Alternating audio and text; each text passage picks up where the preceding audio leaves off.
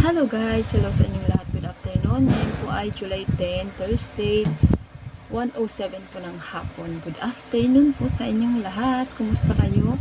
So ngayon guys, meron lang ako sa inyong i-share. Meron tayong isang viewers na FW. Nagtatanong siya kung meron daw po bang kita ang pagsasari-sari store at 250,000 daw po ba ay pwede na pong maging puhunan. So ayan. Ang laki ng puhunan ni ma'am. Sa bagay, isa po siyang OFW. Siguro meron siyang ipon at nagbabalak siyang magtayo ng sari-sari store. So, dito po, yung i-share ko sa inyo is yung aking experience lang. Bale, yung aming tindahan po is magpa 5 years na. Ngayong August 8. So, wala nang isang buwan. 5 taon na po yung aming tindahan. So, nag-start po kami sa 20,000 lang na puhunan. Hindi naman po kasi ganun kalaki yung budget namin. Actually po, ang bala kong maging puhunan is 50,000. Kaya lang, nagpagawa po kami ng aming maliit na sari-sari store. 50,000 lang po talaga yung naging puhunan namin. At yun nga po, pinaikot lang namin hanggang medyo lumago. Nakapag-provide kami ng mga gamit sa tindahan, mga glass estante. Meron po kami na-provide na freezer. Andito po sa likod ko, yung lalagyan po ng mga frozen at saka ng tube ice, and then meron na din pong chiller. Ayun po guys sa labas. Ayun. Ayan. So, bukod dyan, meron pa pong iba pero hindi ko na po siya sasabihin. So, sa madaling sabi po, meron pong kita ang pagsasari-sari store. Kung tutuusin po yung aming tindahan, hindi po siya ganun kalakas kumpara po sa ibang tindahan. Siguro, depende po sa pwesto. So, dito naman po sa amin, kahit hindi ganun kalakihan yung bentahan, advantage naman po na hindi po kami nagbabayad ng upa. Kasi sarili po namin itong bahay. Bali yung space pong natitira dito sa pinakaharap ng bahay. Tapos, ito po dito sa may gate. Ayan.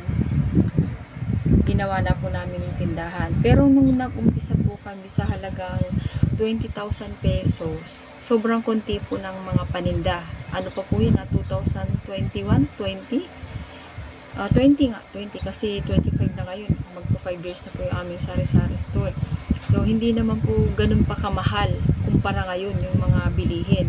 Kahit papano, meron kaming mga paninda na medyo marami-rami, pero ikukumpara mo siguro ngayon sa mga bilihin yung 20,000, sobrang ano na lang, konti na lang. Depende po siguro sa mga bibilhin nyo, depende sa kung saan din po kayo namimili. So, yun nga po, sa madaling salita, meron pong kita ang pagsasari-sari store. Depende na lang po yan sa inyo kung paano po i-manage. So, dito meron tayong mga kanya-kanyang strategy yung ginagamit. Depende po sa atin kung paano natin palalaguin yung ating sari-sari store. So, ayun guys, ito po pala yung tindahan namin. Ito po yung hitsura na ngayon ng aming sari-sari store. Nung nag-umpisa po kami sa 20,000, hindi naman po ganito yung laman niya. Sobrang konti lang po at saka halos mga basic needs lang po talaga yung binili namin. Kasi meron din po mga nagbigay ng tips sa akin kung paano po mag-sari-sari store. So, sinunod ko po yung mga sabi ng mga kaibigan ko, yung mga advice nila. Wala namang masama na sumunod tayo sa mga mas may alam kung tayo po ay nag-uumpisa pa lang sa ating pinapasok na negosyo. So yun guys, ito po yung hitsura ng aming tindahan ngayon. Ayan po, bale nung nag-umpisa po kami, wala rin po kami mga estante, yung mga glass estante na ganyan. Tapos yung sabitan ko po dito sa pinakataas, isang haba lang siya. So ngayon medyo nagkaroon siya ng ilang gamit. Syempre galing po yan sa katas ng ating tindahan. Ito po yung sinasabi ko sa inyo na freezer na provide po yan galing sa kita sa GCash, and then yung isa po nating chiller naman is galing po dito sa kita ng ating sari-sari store. Meron din po tayong bigas dun sa labas at saka mga chichirya, disposable, yung mga soft drinks po nandun sa gilid at saka yung ibang alak.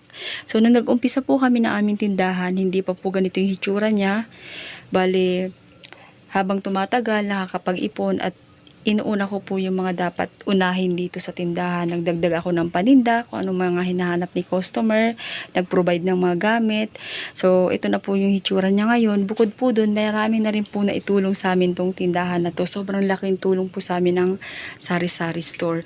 So, para sa akin po, wala sa laki ng puhunan kung paano tayo mag-uumpisa. Depende po yan sa atin kung paano natin palalaguin yung ating munting negosyo na sinimulan. So, nandito po yung ating ibang paninda sa taas. Ayan po siya guys. Ito po yung ating mga dilata section. Ayan po. Medyo kulang-kulang yung ating mga display ngayon. Nandito po yung ating mga alak. Nandun naman yung ating ibang paninda. So, dito po, andito yung lalagyan ko ng ibang school supply, mga pansit canton ko, wala nang laman guys, namimili pa si partner. Ibang stock natin dyan, itlog, at saka yung iba pang mga paninda, yung mga panglaba. Dito sa area naman na to, ito naman po yung mga nakapilas-pilas na paninda hanggang doon sa dulo. Meron tayong ilang pirasong stock dyan, dito at saka doon sa ilalim. So, ayan po. And then, pasilip ko na rin po sa inyo yung ating extension na dati po ay wala yan. So, ito po yung hitsura ng ating maliit na extension ng ating sari-sari store. Doon po ako naglagay ng ibang chichirya, ang stock natin sa alak, yung ating chiller, tapos mga soft drinks, at saka mineral. Yung ibang chichirya po kasi na kaya nandyan, kasi hindi naman po lahat kakasya dito sa taas. Ayan po. Ganyan lang po kasi yung ginawa ko. Kaya nandun po siya sa may malapit sa chiller. Tapos may bigas po tayo dyan. So ayan po yung hitsura. Kitang-kita naman yan guys kasi meron tayo ditong gate. Nasa may gate lang po yan malapit. So ayan. Pasili po sa inyo yung pinakaloob po ng tindahan. Ayan guys. Yung ating pinakaloob ng tindahan. Ayan po siya. Ayan.